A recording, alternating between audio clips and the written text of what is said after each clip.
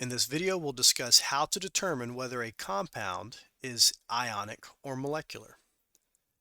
Chemical compounds are substances where two or more elements are bonded together chemically. It could either be a covalent bond or an ionic bond. Covalent bonds occur when atoms share electrons to have a full valence shell or an octet. That's 8 valence electrons. In the case of hydrogen, it's 2 valence electrons. Ionic bonds occur because of the electrostatic attraction between cations, which are positive, and anions, which are negative. Ionic bonds form ionic compounds. That's between metals and nonmetals. Covalent bonds form molecular compounds. That's between nonmetals, or metalloids and nonmetals. Ionic compounds can be referred to as formula units.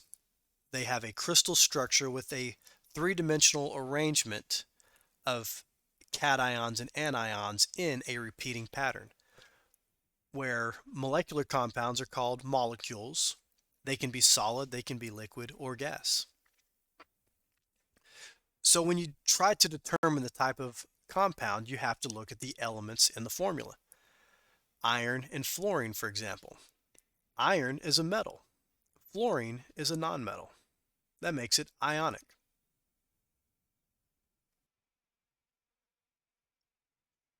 Lead, oxygen, and hydrogen. This is lead 4 hydroxide. Lead is a metal. Oxygen and hydrogen are nonmetals. Ionic. Cs2CrO4. Cs metal, Cr metal, and then oxygen is a nonmetal. This is another ionic compound. H2SO3. Hydrogen, oxygen, and sulfur are all nonmetals, so this is a molecular compound. CO2, nonmetals, carbon and oxygen are nonmetals, so that is another molecular compound. And then Bi3. Now this one's a little different because boron is a metalloid.